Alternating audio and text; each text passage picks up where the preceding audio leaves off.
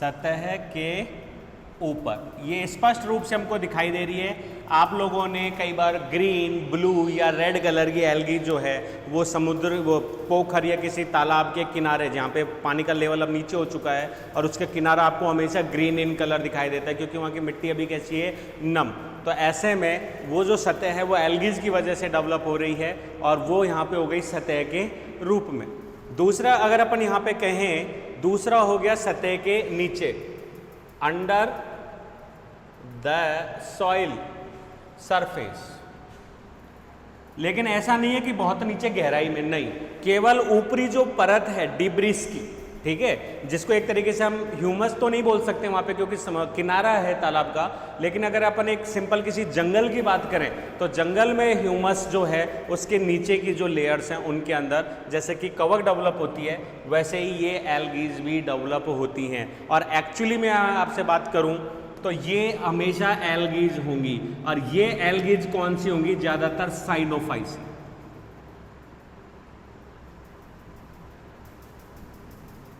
Cyanophyceae के सदस्य होंगे और इसके अंदर ज़्यादातर और एल्गीज। इन एल्गीज की भी अपन बात करें तो क्लोरोफाइसी,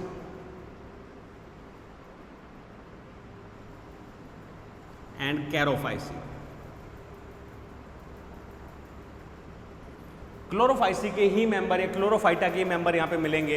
इसके अलावा जैसे अपन रोडोफाइटा, जेंथोफाइसी या अगर अपन फियोफाइसी की बात करें तो ये तो ज़्यादातर वैसे भी समुद्रीय हैं, तो ये टेरेस्ट्रियल कम मिलेंगे। ये सारी की सारी चीज़ें जो है वो हमारी आ गई। हाँ, कुछ एग्जाम्पल जैसे जेंथोफाइसी के मेंबर जो हैं जैसे कि एक्टोकार्पस हो गया, ठीक है, वो आसानी से जो है वो टेरेस्ट्रियल के रूप में यहाँ पे पाया जाएगा।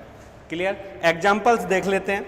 एग्जाम्पल्स यहाँ पे हम दे सकते हैं। जो साइनोफाइसी की बात कर रहे हैं तो फ्रेस्चिएलिया है, बॉट्रिडियम है, उडोक्लेडियम है,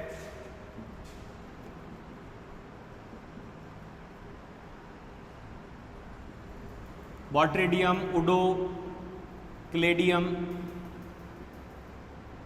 ये एग्जाम्पल्स हमको यहाँ पे देखने को मिल जाते हैं।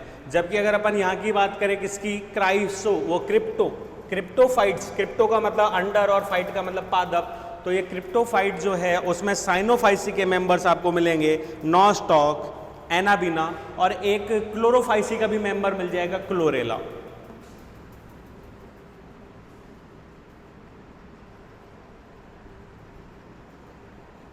ऑस्लोटेरिया की जो सदस्य हैं वो ज़्यादातर जलीय आपको मिल जाएंगे या एक्चुअली में एम्डेड मिल जाएंगे ऑस्लोटेरिया, तो दैट इज एनाबिना, नॉस्टॉक। और वहीं एक हम एग्जाम्पल और ले लेते हैं, क्लोरेला।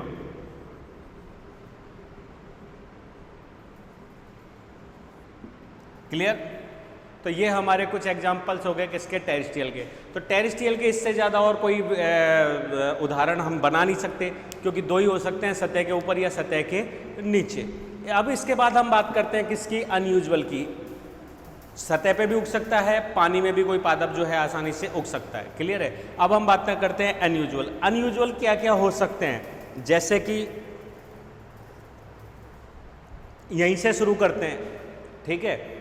धरातल पे क्या क्या उग रहा है, धरातल के ऊपर मैंने कहा कि नॉर्मल लैंड के अलावा क्या है, mountains, valleys, forest, desert. Clear है? तो ऐसे माहौल में अगर कोई एल्गी मिल रही है तो वो हम यहाँ पे एग्जाम्पल के रूप में दे सकते हैं। क्लियर? तो ऐसे में यहाँ पे अगर हम कहें तो सबसे पहला स्टार्ट करते हैं कहाँ से, लिथोफाइट से। लिथो का मतलब हो गया ठोस, पत्थर, तो चट्टानों के ऊपर उगने वाली एल्गीज, दीज आर लिथोफाइट्स। ठीक है? वहीं एग्जाम्पल हम ले लेते हैं, चट्टान के बाद में आ गया किसी पादप के ऊपर, दीज आर एपीफाइट्स। पादप के अंदर एंडोफाइट, फाइट का मतलब पादप। वहीं अगर अपन बात करें किसी पत्ती के ऊपर तो दैट इज एपीफिलिक। ठीक है? फिल का मतलब होता है लीफ। बर्फ में उग रही है दैट इज क्राइसो। गर्म पानी के झरने में उग रही है दैट इज थर्मो।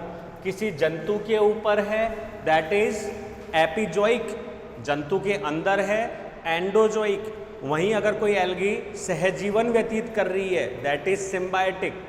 ठीक है। वहीं एल्गी अगर किसी पे परजीवी के रूप में है तो उसको हम बोल सकते हैं पैरासाइट।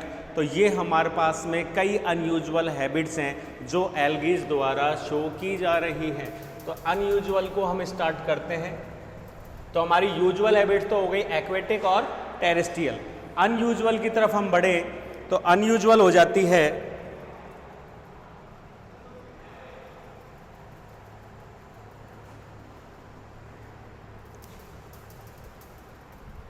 फर्स्ट नंबर हम ले लेते हैं लीथो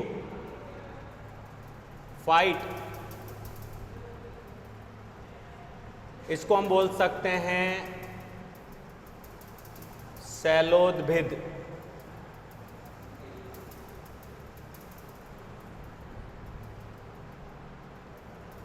ठीक है। शैल का मतलब हो गया चट्टान।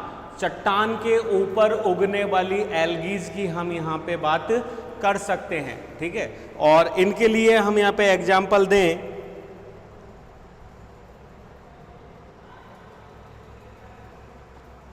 तो nostoc species, Vaucheria species, फॉर्मिडियम,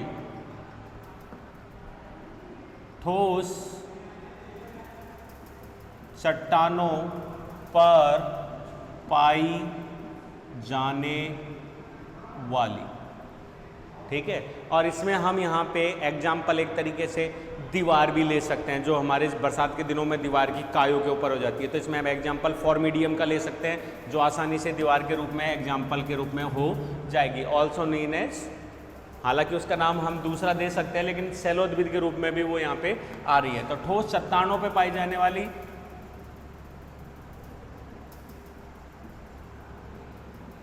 फॉर्मिडियम, nostoc. ठीक है। उसके अलावा और यहाँ पे हम एग्जाम्पल दे सकते हैं जैसे कि साइजोथ्रिक्स एंड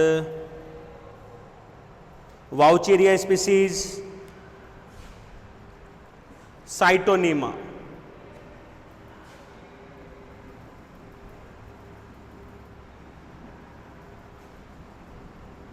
वाउचेरिया, हाँ ये नाम लिखना भूल गए हम।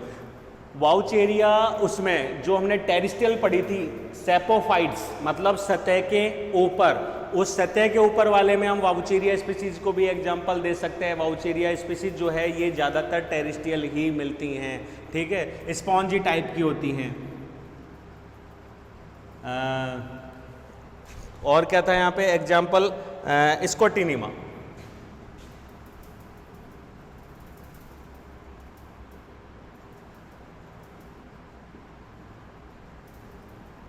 स्कॉटिनिमा। ठीक है। सेकेंड हम यहां पे ले सकते हैं स्थल की बात कर रहे हैं तो लिथो हो गया। तो लिथो के बाद हमारे पास आ जाते हैं एपीफाइट। एपीफाइट की अगर हम कहें तो एपीफाइट का मतलब होता है, एपी का मतलब ऊपर और फाइव का मतलब हो गया, फाइट का मतलब पादप। तो इसको आप लिख सकते हैं अधि पादप। किसी बड़े पादप के ऊपर। यहां तक कि पादप की हम बात कर रहे हैं तो कोई दिक्कत नहीं है, लेकिन कुछ एल्गी जो हैं वो किसके ऊपर, जैसे कि हाइड्रोडिक्टियोन है या उडोगोनियम जो है वो किसके ऊपर, बड़ी, जैसे कि एक्टोकार्पस है, फ्यूकस है, आदि एल्गीज के ऊपर भी क्या हो जाती हैं, पाई जाती हैं। दूसरा कुछ ब्रायोफाइट, टेरिडोफाइट या जिम्नोस्पर्म्स के ऊपर भी जो है ये पाई जाती हैं। तो एपीफाइटिक एल्गी का मतलब हम कह सकते हैं बड़े आकार के पादप के थैलस और स्टेम तने के ऊपर, बड़े आकार के पादप है उसके तने के ऊपर। जैसे एक तरीके से वर्षा वन जो है उनके ऊपर देखें तो चट्टानों पे, जमीन पे, पादपों पे सब जगह मोटी मोटी परतें काई की ही जमी रहती हैं। ठीक है। तो वो यहाँ पे हो गया एपीफाइटिक। एपीफाइटिक में हम यहाँ पे आसानी से एग्जाम्पल्स दे सकते हैं क्लोरोफाइसी और क्या बोलते हैं कैरोफाइसी के एग्जाम्पल जैसे कि उडोगोनियम, जिग्मिया,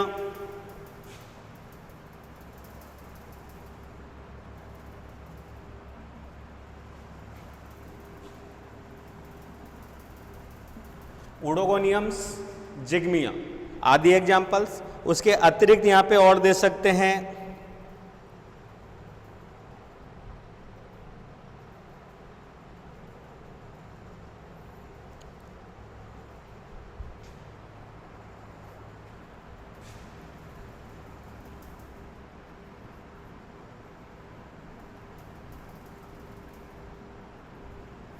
कुछ उडोगोनियम स्पीसीज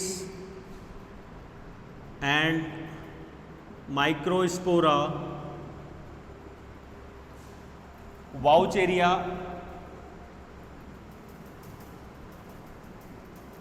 की वृहद, वाउचेरिया की कुछ वृहद जातियों पर आवास के लिए। ठीक है, जैसे मैंने पहले बताया था, जैसे कि फ्यूकस के ऊपर भी जो है कुछ स्पीसीज जो हैं वो पाई जाती हैं।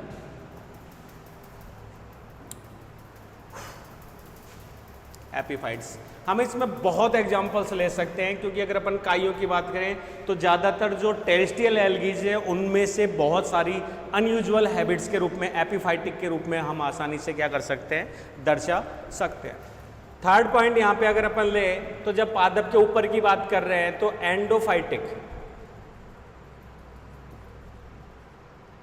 एंडोफाइट या एंडोफाइटिक, इसको हम लिख सकते हैं अधिपादपीय से। एंडो को हम लिख सकते हैं एक तरीके से अधो या अंतः,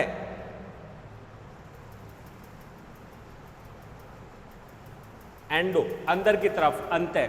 अंतः की बात करें तो ये एग्जांपल से एक बार मिटाने पड़ेंगे, एक बार नोट डाउन कर लीजिए।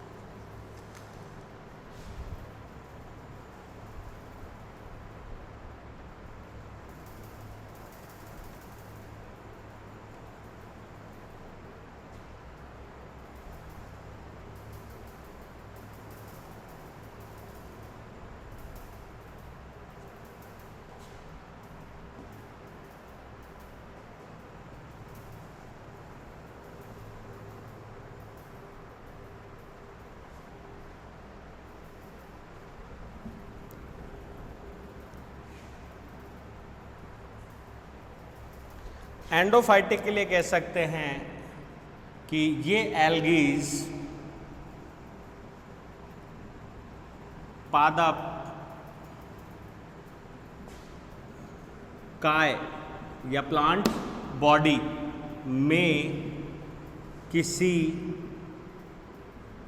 सेल में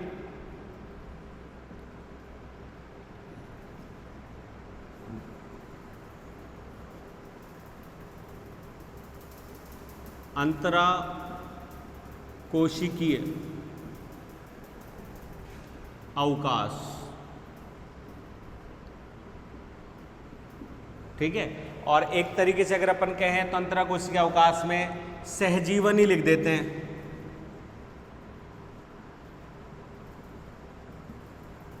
के रूप में, ठीक है। अब यहाँ पे म्यूचुअलिज्म की अगर अपन बात करें तो जरूरी नहीं है सहजीवी हो, इसको हम सहपकारिता में भी एग्जाम्पल में ले लें तो इसका मतलब ये है कि ये आवास और भोजन के रूप में है डिपेंडेंट, लेकिन उसके फायदा दे रही है, अगर नहीं दे रही है तो नुकसान भी नहीं दे रही। अगर ये नुकसान दे रही होती तो हम इसको कन्वर्ट कर देते हैं किसमें, उसमें क्या बोलते हैं, पैरासाइट में। लेकिन इसका जीवन इसके बाहर वैसे भी संभव नहीं है, इसलिए हम इसको क्या नाम देंगे, सहजीवी, सिम्बायोटिक एसोसिएशन के रूप में यहाँ पे हम यूज में लेते हैं। अब एग्जाम्पल्स अगर अपन यहाँ दें तो आप दे सकते हैं कि एक ब्रायोफाइटा है, और ब्रायोफाइटा कौन सा है, एंथोसिरोस,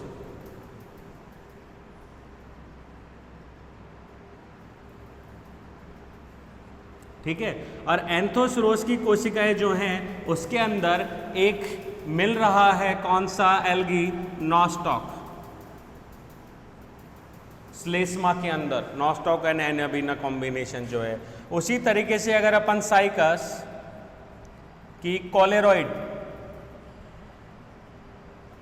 रूट्स की बात करें तो उसके अंदर भी एक एल्गी जो है हमको मिल रही है, वो है अनाबिना। ठीक है, ये हमको यहां पे देखने को मिल रही है।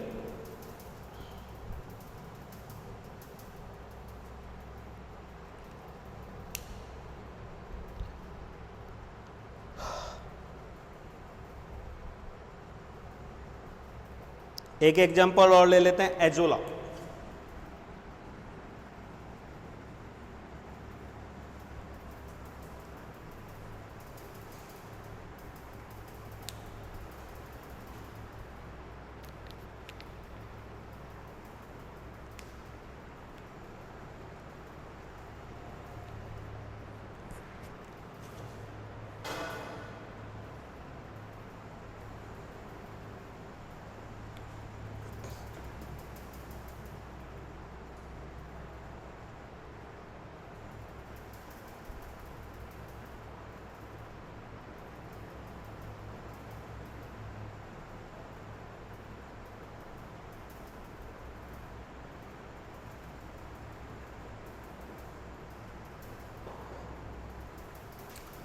इसी से रिलेटेड एक वर्ड ले लेते हैं हम यहाँ पे, एपी क्या बोलते हैं, फिलोफाइट।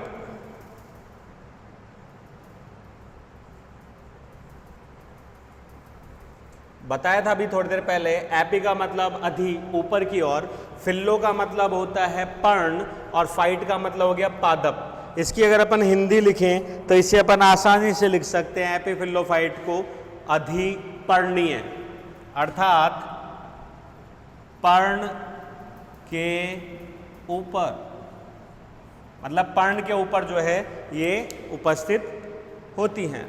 ये मिटा देता हूं एग्जांपल्स को, साइकस के अंदर एनाबीना, एजोला टाइप, एंथोसिरोस में नॉस्टॉक टाइप,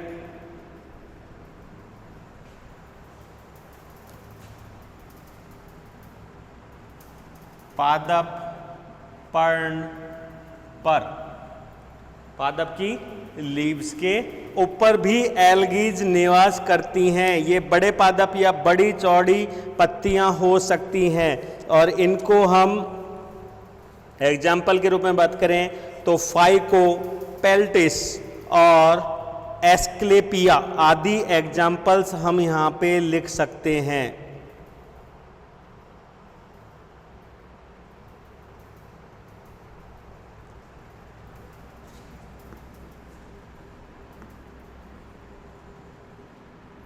रूबस की लीफ पर फाइको पेल्टस एल्गी जो है वो एपीफाइट्स के रूप में पाई जाती है।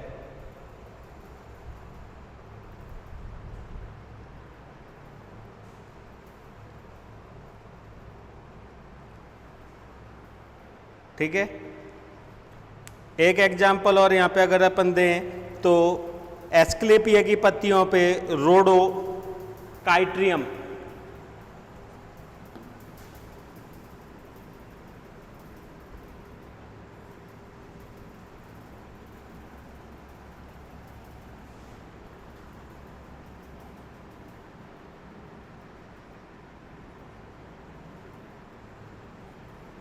रोडोकाइट्रियम जो है वो यहाँ पे एपीफाइट के रूप में पाया जा रहा है।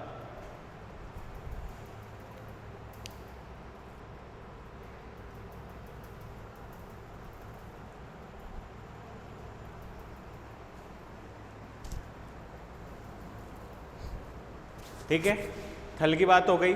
अब इसी में अनयूजुअल हैबिट्स की अगर हम बात करें तो 5th नंबर पे हम यहाँ पे ऐड ले सकते हैं क्रायोफाइट।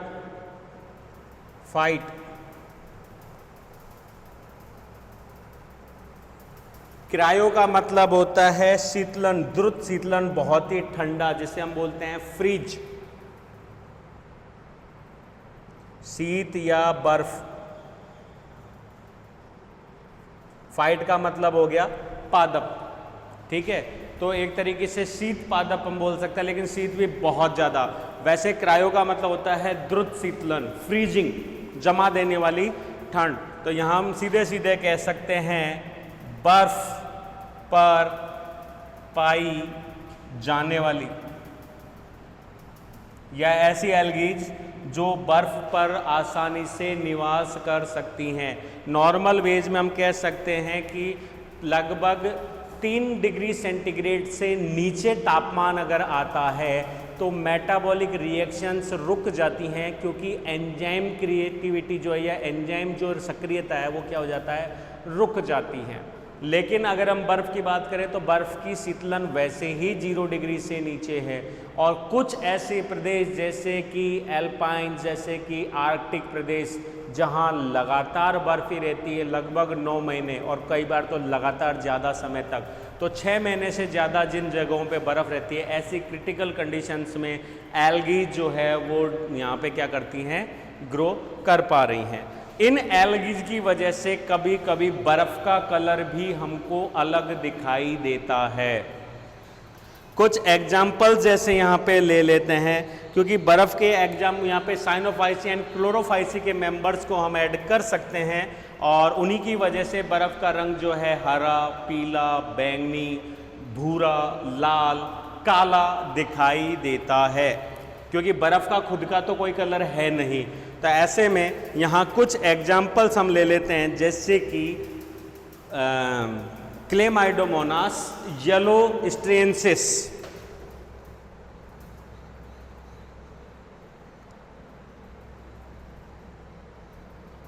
Chlamydomonas yellow स्ट्रेंसिस।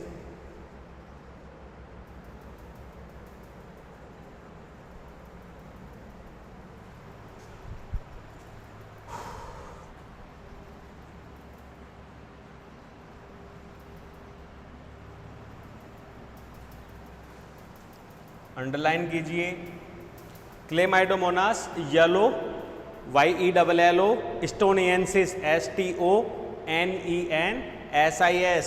इसकी वजह से बर्फ का जो रंग है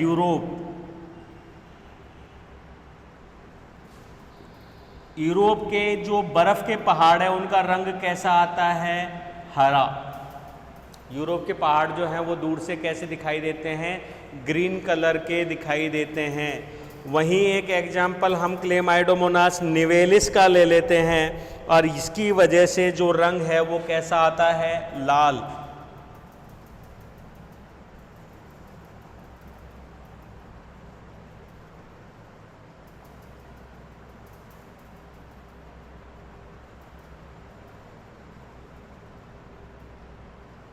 निवेलिस, इसकी वजह से कैसा रंग आता है, रेड, लाल, ठीक है। वहीं कुछ एग्जाम्पल्स अगर अपन ले, जैसे कि नॉस्टॉक, ठीक है, एक जैसे प्लूरोकोकस,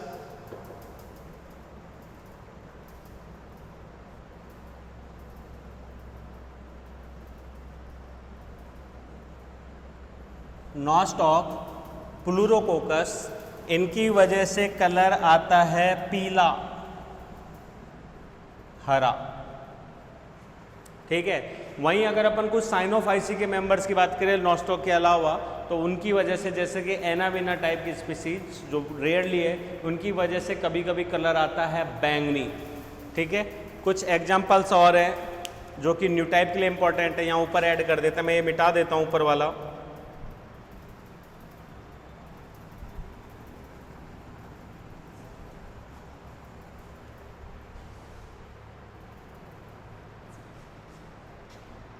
जिसकी वजह से एल्पाइन एंड आर्टिक जो क्या है पहाड़, उनके रंग आते हैं, दैट इज हेमेटोकोकस निवेलिस।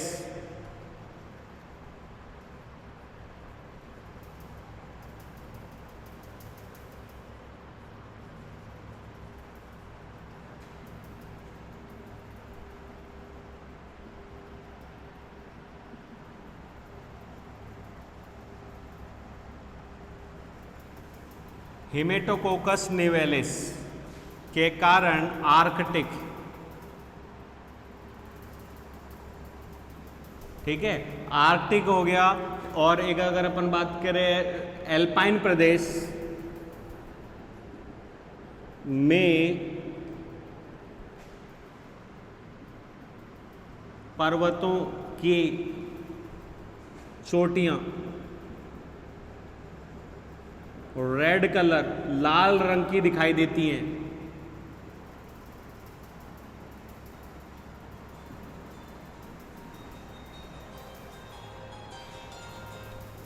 ठीक है, इनकी चोटियां जो हैं वो लाल रंग की दिखाई देती हैं। एक एग्जाम्पल और हम ले लेते हैं यहीं पे, दैट इज स्कोटिलियन निवेलिस।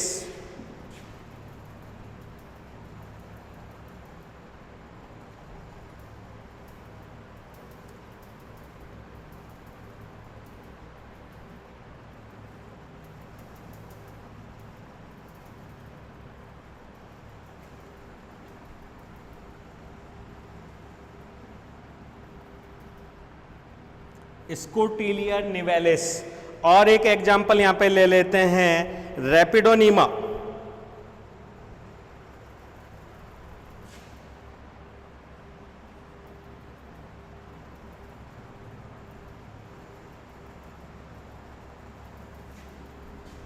के कारण बर्फ का रंग गहरा हरा या काला दिखाई देता है। तो ये हमारे कुछ एग्जाम्पल्स हो गए। ये इंपॉर्टेंट है हेमेटोकोकस निवेलिस रेड कलर के लिए, क्लेमाइडोमोनास जो है येलोस्टोनेंसिस हरे के लिए, क्लेमाइडोमोनास निवेलिस यहाँ पे रेड कलर के लिए है। स्कोटिएला निवेलिस की अगर अपन बात करें तो ये यहाँ पे किसके लिए, काले रंग के लिए जिम्मेदार है। तो ये कलर्स भी हमको यहाँ पे दिखाई दे रहे हैं।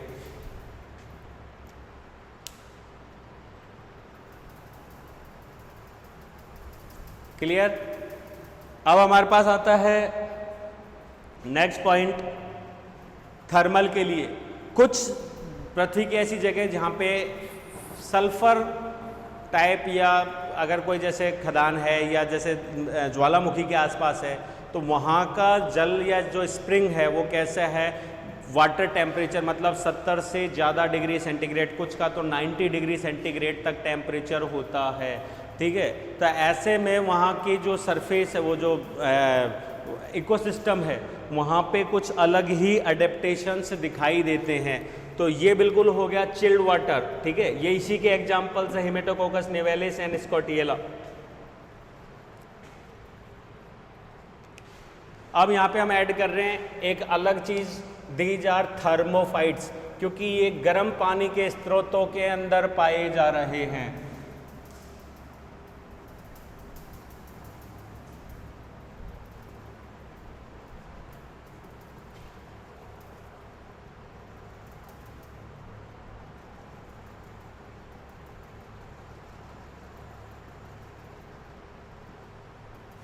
ठीक है, तो गर्म पानी, थर्मो का मतलब हो गया हीट, गर्म। ठीक है, और फाइट का मतलब हो गया पादप। तो यहाँ पे हम वो थर्मोफाइट्स को कह सकते हैं गर्म पानी के झरनों में, गर्म जल के स्प्रिंग्स, झरने में पाए जाने वाली एल्गीज, यहाँ पे हम इनका नाम ले सकते हैं। और कभी कभी इनका तापमान जो है वो 50 डिग्री सेंटीग्रेड से 80 डिग्री सेंटीग्रेड तक भी हो जाता है। नॉर्मल तो हम 70 ही बोलेंगे यहाँ पे, लेकिन 70 से ज़्यादा भी हो जाता है। ठीक है, टेम्परेचर सेल्सियस में। तो ऐसे में नॉर्मल की बात करें तो अनयूजुअल हो गया। नॉर्मल पादप जो है उसकी ग्रोथ के लिए 27 से 30 डिग्री टेम्परेचर ज़्यादा, 34 डिग्री टेम्परेचर अनुकूलता होता है। उससे ज़्यादा टेम्परेचर तो उनको एक तरीके से एंजाइम्स को या प्रोडक्ट्स को डिग्रेड कर देगा, लेकिन ऐसे टेम्परेचर में ये एल्गीज जो है वो सर्वाइव कर पा रही हैं। तो यहाँ पे हम कुछ एग्जाम्पल्स अगर यहाँ पे लें तो हमारे एग्जाम्पल्स हो जाते हैं जैसे कि सिनेकोकस,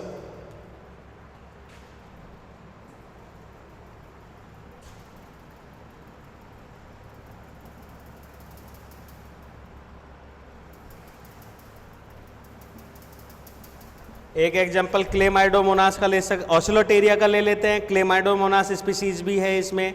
और ऑस्लोटेरिया की बात करें तो ऑस्लोटेरिया हो गया ये साइनोफाइसी का मेंबर या साइनोबैक्टीरिया का मेंबर, ऑस्लोटेरिया ब्रेवी।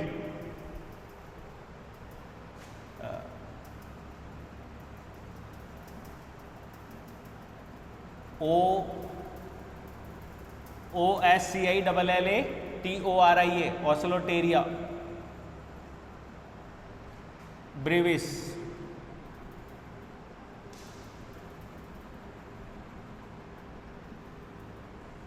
ठीक है।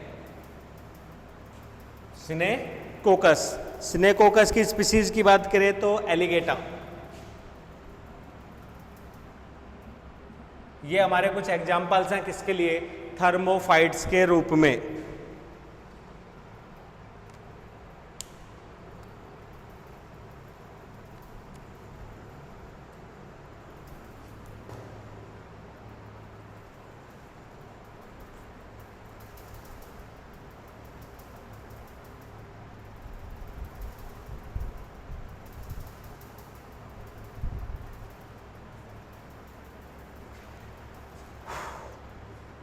नेक्स्ट, जैसे हमने एपीफाइटिक पढ़ा था उसी तरीके से लिख देते हैं एपीजॉइक।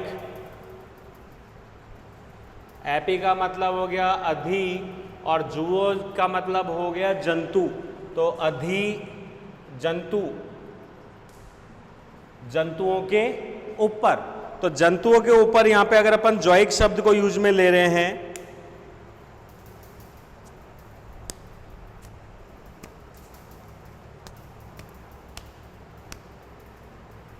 एक शब्द और इस पे लिखेंगे, एपीजॉइक लिख सकते हैं, एपीजॉइक।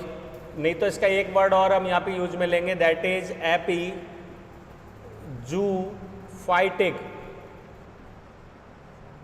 एपी का मतलब ऊपर, जू का मतलब जंतु, फाइटिक का मतलब पादप। ऐसे पादप जो जंतु शरीर के ऊपर, जो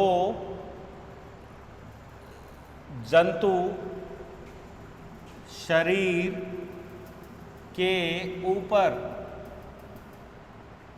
पाए जाते हैं, जो जंतु शरीर के ऊपर जो है वो पाए जाते हैं। अब जैसे इनकी अगर अपन एग्जांपल दें तो एपीजूओफाइटिक के लिए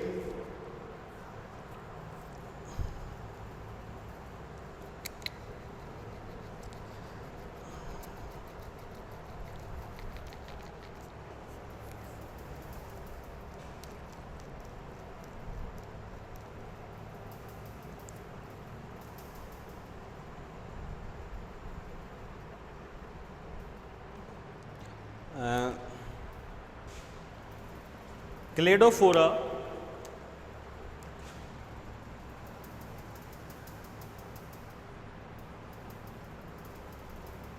की अनेक स्पीसीज जो हैं वो जलीय जीवों जैसे मछली, ठीक है, कछुओं, मोलास्क। मोलास्क की अगर अपन बात करें तो स्नेल। तो मोलास्का की अगर अपन बात करें तो स्नेल्स, घोंगे के ऊपर जो है वो पाई जाती हैं। तो क्लेडोफोरा की कुछ स्पीसीज जो हैं वो घोंगे के ऊपर, तो मछली हो गए, कछुए हो गए, घोंगे हो गए, मतलब मोलास्क हो गए, ठीक है, इनके ऊपर पाई जाती है। उसके अलावा एक स्पीसीज और हम यहाँ पे ऐड करें तो वो हो गई कार्सियम एंड कार्गो क्लोरोगोनियम। क्लोरोगोनियम एंड यहाँ पे एक एग्जांपल ले लें, कौन सा, कैरेसियम, जो क्रस्टेशियंस जैसे कि केकड़ा आदि के ऊपर क्या होती हैं, एपीजूओफाइट के रूप में पाई जाती हैं। एग्जाम्पल लिख देते हैं, क्लोरोगोनियम,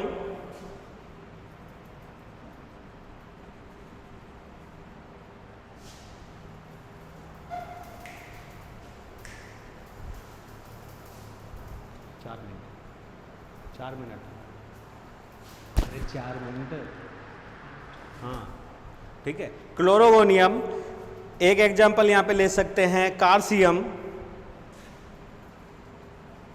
कारा CARACM, स्पीसीज क्रस्टेशियंस,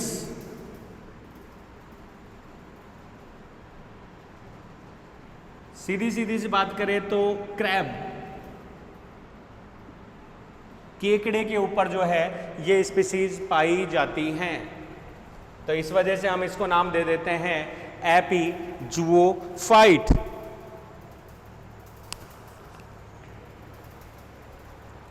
छोटा सा एक अंतर दोनों में करेंगे, ये जो पाई जाती हैं ये हो गया स्थलीय जंतु, और एपिजोइक का मतलब होता है जलीय जंतु। बस इस अंतर को हमको यहां पे ध्यान रखना है। एपिजोइक का मतलब जलीय जंतुओं के शरीर पे, और एपिजुओफाइट की अगर अपन बात करें तो स्थलीय जंतुओं के रूप में। और यहाँ पे हम कुछ एग्जाम्पल जैसे कि कीटोफेरेल्स के सदस्यों को ले सकते हैं।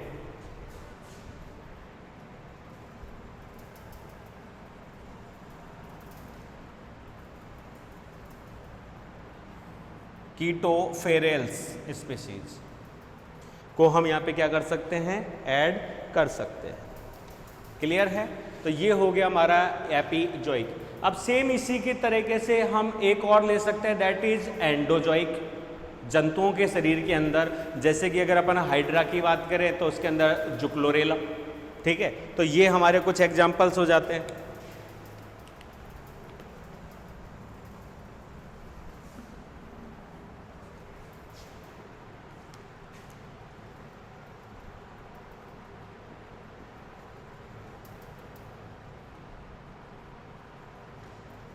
एंडोजोइक, इसका मतलब हो गया अंतः जंतु पादप, जंतुओं के शरीर के अंदर। अब तक जंतुओं के शरीर के ऊपर थे, अब ये हो गए जंतुओं के शरीर के अंदर। और इसमें हम एग्जाम्पल ले सकते हैं जुक्लोरेला, जो कि हाइड्रा के शरीर के अंदर पाया जा रहा है। हाइड्रा विल्डेस,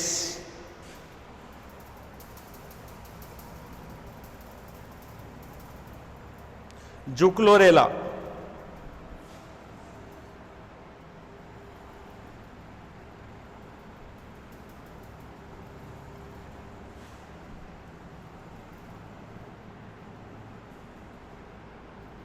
की बॉडी के अंदर पाया जा रहा है।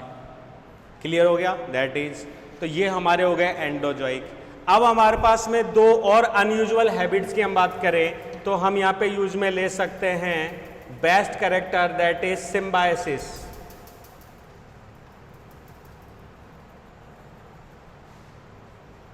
सिम्बायोटिक या सिम्बायोसिस। तो सिम्बायोटिक कैरेक्टर्स की अगर अपन बात करें तो सिम्बायोटिक का मतलब हो गया सहजीवी, और सहजीवी की हम बात करें तो ये जंतुओं के ऊपर, जंतुओं के नीचे, जंतुओं के अंदर, पादपों के ऊपर, पादपों के अंदर, ये भी एक सहजीवी का ही बेस्ट एग्जाम्पल है।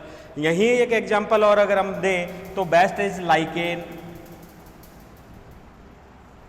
और लाइकेन्स में दो हो गए, एक हो गया कवक और एक हो गया शैवाल। तो कवक और शैवाल की हम बात करें तो फंगस, फंगस जो सदस्य होता है, क्योंकि ये सहजीवन है फंगस का और किसका, एल्गीज का, तो that is फाइकोबाइंट।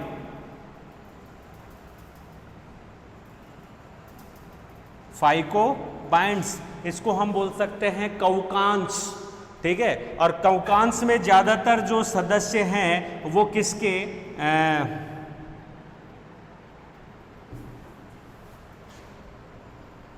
Basidiomycetes and ascomycetes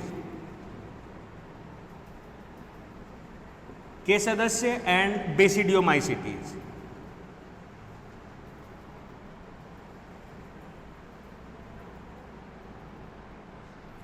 clear है? वहीं अगर अपन शैवाल की बात करें, एल्गी, तो एल्गी के हम बोलते हैं माइको, वो सॉरी उल्टा लिख दिया, फंगस के लिए हम लिखेंगे माइकोबायोंट।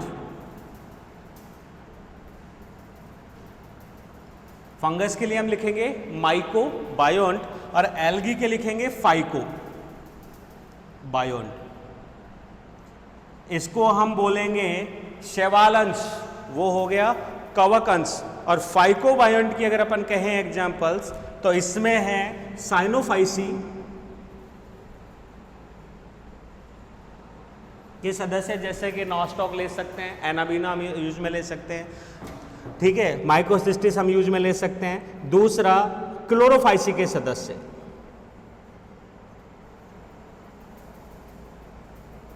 ठीक है, क्लोरोफाइसी के सदस्य जिसमें हम यहाँ पे ले सकते हैं क्लोरेला। उसके अतिरिक्त हम यहाँ पे यूज में ले सकते हैं लाइक प्रोटोकोकस, पामेला आदि क्लोरोफाइसी के सदस्यों को हम यहाँ पे ऐड कर सकते हैं। वहीं बेसिडियोमाइसिटीज में हम यहाँ पे साइटोनीमा, ठीक है, ग्लियोस्पोरा एंड क्रूकोकस को एग्जाम्पल के रूप में ऐड कर सकते हैं। क्लियर है? तो ये हो गया हमारा लाइकेन्स। अब फाइनली एक और अनयूजुअल हैबिट्स की हम बात करें तो हमारे पास यहाँ पे आता है पैरासाइट। हालांकि हम पढ़ते आए हैं कि एल्गीज ऑटोट्रॉप्स हैं, ये दूसरे पे भोजन के रूप में डिपेंड नहीं करती, ये प्रकाश संश्लेषण द्वारा अपना भोजन स्वयं बनाती हैं। परंतु कुछ एग्जाम्पल्स हैं एल्गीज के जो दूसरे बड़े जिम्नोस्पर्म्स या एंजियोस्पर्म्स के ऊपर पैरासाइट्स के रूप में, भोजन और आवास के लिए पैरासाइट्स के रूप में जीवन यापन करती हैं। तो यहाँ पे हम एग्जाम्पल दैट इज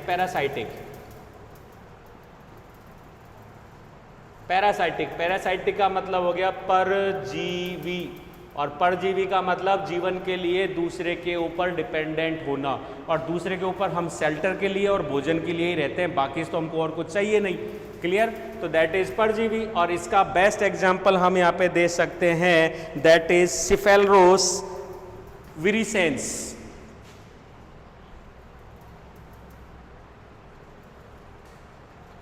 PHELOROS, सिफेलोरोस विरिसेंस।